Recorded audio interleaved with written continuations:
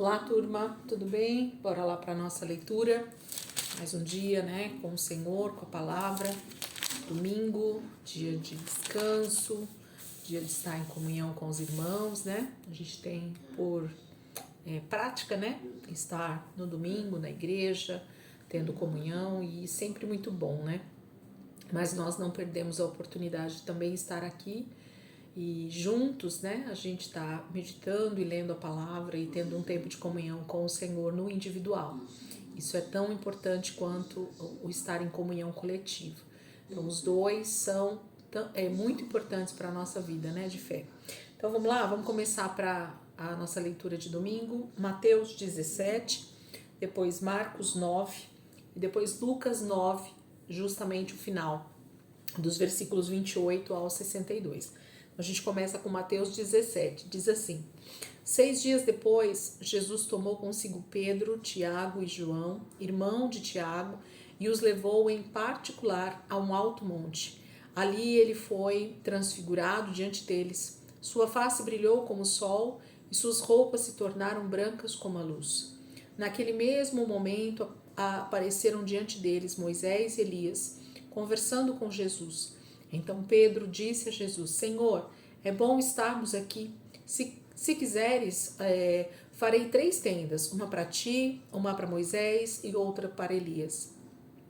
Enquanto ele ainda estava falando, uma nuvem resplandecente os envolveu e dela saiu uma voz que dizia: Este é o meu filho amado, de quem me agrado, ouçam-no. Ouvindo isso, os discípulos prostraram-se com o rosto em terra e ficaram aterrorizados. Mas Jesus se aproximou, tocou neles e disse: Levantem-se, não tenham medo. E erguendo ele os olhos, não viram mais ninguém a não ser Jesus. Enquanto desciam do monte, Jesus lhes ordenou: Não contem a ninguém o que vocês viram, até que o Filho do Homem tenha sido ressuscitado dos mortos. Os discípulos lhe perguntaram: Então por que os mestres da lei dizem que é necessário que Elias venha primeiro? E Jesus respondeu: De fato, Elias vem e restaurará todas as coisas. Mas eu digo a vocês, Elias já veio e eles não reconheceram, mas fizeram com ele tudo o que quiseram. Da mesma forma, o Filho do Homem será maltratado por eles. Então os discípulos entenderam que era de João Batista que ele tinha falado. Quando chegaram onde estava a multidão, um homem aproximou-se de Jesus, ajoelhou-se diante dele e disse: Senhor, tem misericórdia do meu filho. Ele tem ataques e está sofrendo muito. Muitas vezes cai no fogo ou na água. Eu o trouxe aos teus discípulos, mas eles não puderam curá-lo. E respondeu Jesus: Ó geração incrédula e perversa, até quando estarei com vocês? Até quando terei de suportá-los? Tragam-me o menino. E Jesus repreendeu o demônio. Este saiu do menino, que daquele momento em diante ficou curado.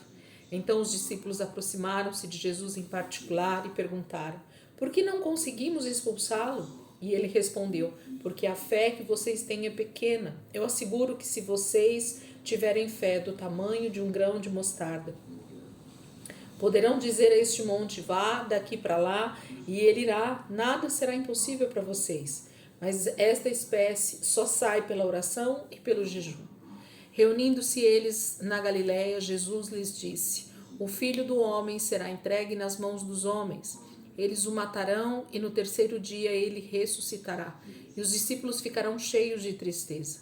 Quando Jesus e seus discípulos chegaram a Cafarnaum, os coletores de imposto de duas dracmas vieram a Pedro e perguntaram: O mestre de vocês não paga o imposto do templo? Sim, paga, respondeu ele. Quando Pedro entrou na casa, Jesus foi o primeiro a falar, perguntando-lhe: O que você acha, Simão? De quem os reis da terra cobram tributos e impostos? De seus próprios filhos ou dos outros? Dos outros, respondeu Pedro. Disse-lhe Jesus: Então os filhos estão isentos, mas para não escandalizá-los, vá ao mar e jogue o anzol. Tire o primeiro peixe que você pegar, abra-lhe a boca, e você encontrará uma moeda de 4 dracmas. Pegue-a e entregue a eles para pagar o meu imposto e o seu. Capítulo 17 de Mateus, então, vai falar de algumas situações, né, que Jesus vai ensinando, vai falando. E a primeira é essa grande transfiguração, um momento específico que Pedro, Tiago e João têm ali com Jesus, e no Monte da Transfiguração eles afirmam ter visto Moisés e Elias, e isso realmente aconteceu. E a voz do próprio Deus diz mais uma vez que este é o meu filho amado de quem me agrado, né? Ouçam-no. Deus estava afirmando que Jesus estava ali para justamente cumprir todo o propósito, e tudo que ele dissesse, tudo que ele ensinasse tinha o aval do Pai. Isso é muito bom. Depois vem a cura do menino, que os discípulos não puderam curar, e tem a ver justamente com a fé deles, né? Ainda não está fortalecida nisso. O próprio Jesus disse que eles deveriam buscar esse fortalecimento, esse crescimento da fé, para que eles pudessem realmente operar sinais. E depois esse episódio do imposto do templo, em que Jesus é questionado sobre o pagamento também do imposto. E ele faz a sua parte, né? Jesus sempre demonstrando que aquilo que precisa ser feito nesta terra vai ser sempre feito como justiça, né? Mas aquilo que também é celestial precisa ser feito, cumprido, né, todo o propósito. Marcos capítulo 8. A gente segue falando aqui Marcos capítulo 9, perdão, Marcos 8 foi ontem. Marcos 9 diz assim: E lhes disse: Garanto que alguns dos que aqui estão de modo nenhum experimentarão a morte antes de verem o reino de Deus vindo com poder. 6 dias depois, Jesus tomou consigo Pedro, Tiago e João e os levou a um alto monte onde ficaram a sós. Ali ele foi transfigurado diante deles, suas roupas se tornaram brancas, de um branco resplandecente, como nenhum lavandeiro no mundo seria capaz de branqueá-las. E apareceu diante deles Elias e Moisés, os quais conversaram com Jesus. Então Pedro disse a Jesus: Mestre, é bom estarmos aqui. Façamos 3 tendas, uma para ti, uma para Moisés e uma para Elias. Ele não sabia o que dizer, pois estavam apavorados. A seguir apareceu uma nuvem e os envolveu, e dela saiu uma voz que disse: Este é o meu filho amado, ouçam-no. Repentinamente, quando olharam ao redor, não viram mais ninguém a não ser Jesus. Enquanto desciam do monte, Jesus lhe ordenou que não contassem a ninguém o que tinham visto, até que o Filho do Homem tivesse ressuscitado dos mortos. Eles guardaram o assunto apenas entre si, discutindo o que significaria ressuscitar dos mortos. E lhe perguntaram: Por que os mestres da lei dizem que é necessário que Elias venha primeiro? E Jesus respondeu: De fato, Elias veio primeiro, e vem primeiro e restaura todas as coisas. Então, por que está escrito que é necessário que o Filho do Homem sofra muito e seja rejeitado com desprezo? Mas eu digo a vocês, Elias já veio e fizeram com ele tudo o que quiseram, como está escrito a seu respeito. Quando chegaram onde estavam os outros discípulos, viram uma grande multidão ao redor deles e os mestres da lei discutindo com eles. Logo que todo o povo viu Jesus, ficou muito surpreso e correu para saudá-lo. E perguntou Jesus: O que vocês estão discutindo? Um homem no meio da multidão respondeu: Mestre, eu te trouxe o meu filho, que está com um espírito que o impede de falar. Onde quer que o apanhe, joga-o no chão. Ele espuma pela boca, range os dentes e fica rígido. Pedi aos teus discípulos que expulsassem o espírito, mas eles não conseguiram. E respondeu Jesus: Ó geração incrédula, até quando estarei com vocês? Até quando terei que suportá-los? Tragam-me o menino. Então eles o trouxeram. Quando o espírito viu Jesus, imediatamente causou uma convulsão no menino. Este caiu no chão e começou a rolar, espumando pela boca. Jesus perguntou ao pai do menino: Há quanto tempo ele está assim? Desde a infância, respondeu ele. Muitas vezes esse espírito tem lançado no fogo e na água para matá-lo, mas se podes fazer alguma coisa, tem compaixão de nós e ajuda-nos. Se podes, disse Jesus, tudo é possível àquele que crê. Imediatamente o pai do menino exclamou: Creio, ajuda-me a vencer a minha incredulidade. Quando Jesus viu que uma multidão estava se ajuntando, repreendeu o espírito imundo, dizendo: Espírito mudo e surdo, eu ordeno que o deixe e nunca mais entre nele. O espírito gritou, agitou violentamente e saiu. O menino ficou como morto, ao ponto de muitos dizerem: Ele morreu. Mas Jesus tomou-o pela mão e o levantou, e ele ficou em pé. Depois de Jesus ter entrado em casa, seus discípulos lhe perguntaram em particular: Por que não conseguimos expulsá-lo? E ele respondeu: Essa espécie só sai pela oração e pelo jejum. Eles saíram daquele lugar e atravessaram a Galileia. Jesus não queria que ninguém soubesse onde eles estavam, porque estava ensinando os seus discípulos. E lhes dizia: o Filho do Homem está para ser entregue nas mãos dos homens. Eles o matarão e 3 dias depois ele ressuscitará. Mas eles não entendiam o que ele queria dizer e tinham receio de perguntar-lhe. E chegaram a Cafarnaum. Quando ele estava em casa, perguntou-lhes: o que vocês estão discutindo no caminho? Mas eles guardaram silêncio, porque no caminho haviam discutido sobre quem era o maior. Assentando-se, Jesus chamou os 12 e disse: se alguém quiser ser o primeiro, será o último e servo de todos. E tomando uma criança, colocou-a no meio deles, pegando-a nos braços, disse-lhes: quem recebe uma destas crianças em meu nome, está me recebendo. E quem me recebe não está apenas me recebendo, mas também aquele que me enviou. Mestre, disse João, vimos um homem expulsando demônios em teu nome e procuramos impedi-lo, porque ele não era um dos nossos. Não o impeçam, disse Jesus. Ninguém que faça um milagre em meu nome pode falar mal de mim logo em seguida, pois quem não é contra nós está a nosso favor. Eu digo a verdade, quem der um copo de água a vocês em meu nome, por vocês pertencerem a Cristo, de modo nenhum perderá a sua recompensa. Se alguém fizer tropeçar um destes pequeninos que creem em mim, seria melhor que fosse lançado no mar como uma grande pedra amarrada no pescoço. Se a sua mão o fizer tropeçar, corte-a. É melhor entrar na vida mutilado do que, tendo as 2 mãos, ir para o inferno, onde o fogo nunca se apaga, onde o seu verme não morre e o fogo não se apaga. E se o seu pé o fizer tropeçar, corte-o. É melhor entrar na vida aleijado do que, tendo os 2 pés, ser lançado no inferno, onde o seu verme não morre e o fogo não se apaga. E se o seu olho fizer tropeçar, arranque-o. É melhor entrar no reino de Deus com um só olho do que, tendo os 2 olhos, ser lançado no inferno, onde o seu verme não morre e o fogo não se apaga. Cada um será salgado com fogo. O sal é bom, mas se deixar de ser salgado, como restaurar o seu sabor?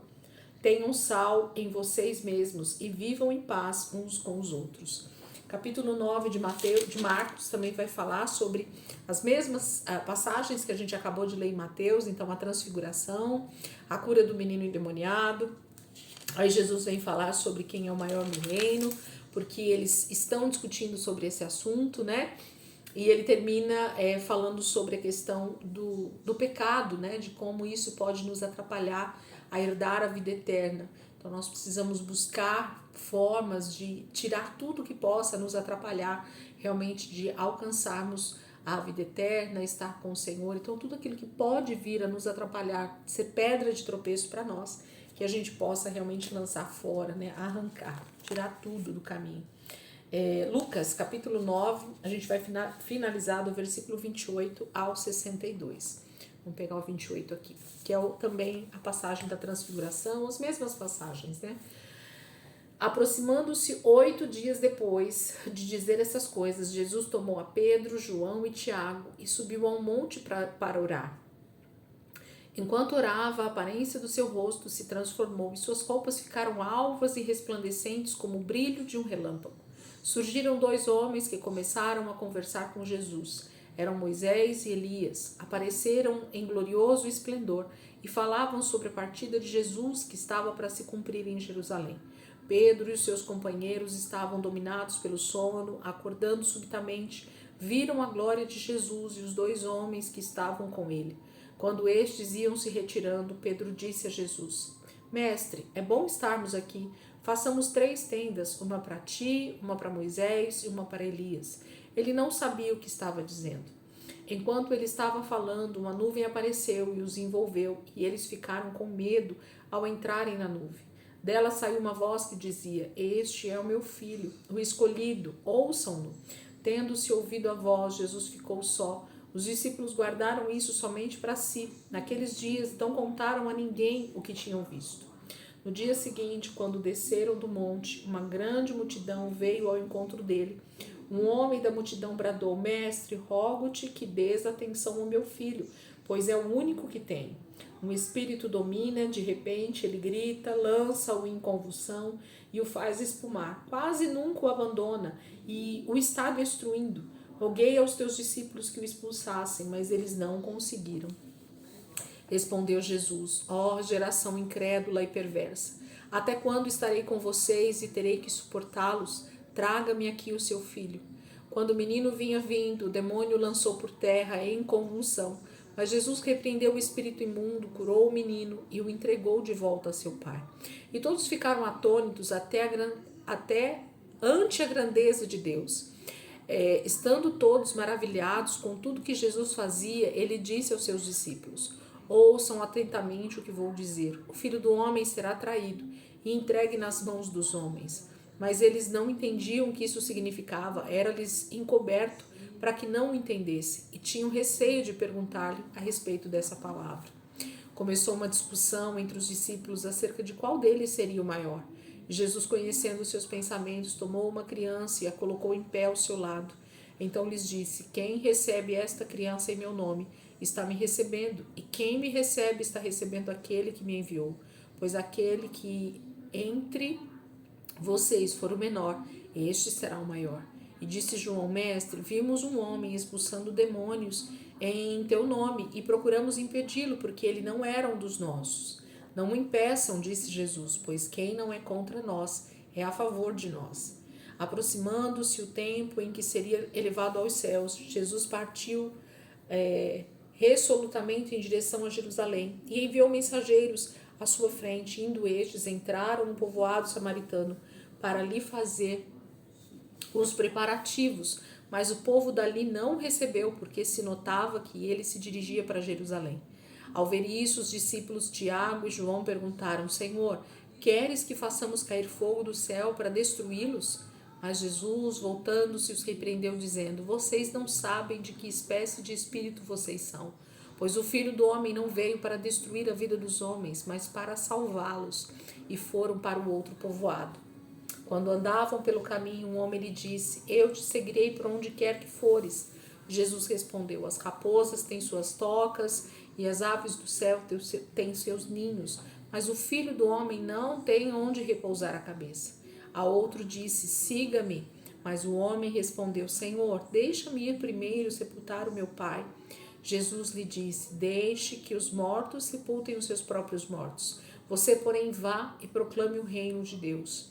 Ainda outro disse: vou seguir-te, Senhor, mas deixa-me primeiro voltar e despedir-me da minha família. Jesus respondeu: ninguém que põe a mão no arado e olha para trás é apto para o reino de Deus. Capítulo 9 vai falar, né? Esse restinho aqui do texto do capítulo vai falar exatamente sobre a transfiguração, sobre a cura do menino, sobre o ser maior ou menor no reino de Deus, a discussão deles, né? A oposição samaritana e como é difícil, né, servir Jesus. Jesus vai mostrar o quanto isso não é fácil para aqueles que realmente decidem servir, e a gente precisa entender o que é tomar a nossa cruz, o que é entrar nesse nível de renúncia, né, e se tornar realmente um discípulo do Senhor. Essa palavra é poderosa e nós podemos, nesse domingo, meditar um pouco mais nisso e deixar que o Espírito Santo realmente fale aos nossos corações, né, comunique conosco entendimento sobre aquilo que a gente tem lido. Eu espero que vocês tenham aproveitado um pouquinho mais desse tempo, né, aí no dia a dia, dessas leituras, para vocês serem ensinados pelo Espírito Santo. Esse é o principal. Quando a gente lê a palavra e a gente fica ali depois durante o dia meditando, ruminando mesmo, né, essa palavra, o Espírito Santo tem prazer em nos ensinar, em nos trazer luz aonde a gente ainda não tem luz, aonde a gente não tem entendimento. Ele tem prazer em nos ensinar as escrituras dia após dia. Amém? Deus abençoe, gente, aí para vocês nesse domingo, né? Que o Senhor possa realmente estar com vocês durante todo esse dia, que a presença de Deus seja algo realmente marcante nesse domingo, né? Para vocês, aproveitem o máximo possível para estar com o Senhor e com a família e descansando, né? E com certeza a gente amanhã vai estar aqui para continuar. Amanhã a gente começa a semana 44. Estamos aí na reta final, né? Na verdade, do nosso ano já. Mais da metade do mês de outubro já foi. Amanhã já é dia 21 e a gente vai caminhando aí essa semana toda, ainda aqui dentro dos evangelhos, semana que vem ainda inteira também, semana 45, né? Semana 46 também inteira. E aí na semana 47 a gente finaliza os evangelhos e já começa o livro de Atos. Então temos 3 semanas e meia para meditarmos dentro dos evangelhos aqui, vendo essa relação que os discípulos, né, e aqueles que escreveram os evangelhos fazem desses acontecimentos e de como acontece o dia a dia de Jesus aqui com os seus discípulos. Amém? Deus abençoe e amanhã, se Deus quiser, a gente está aqui de volta para continuar a nossa leitura em nome de Jesus. Deus abençoe.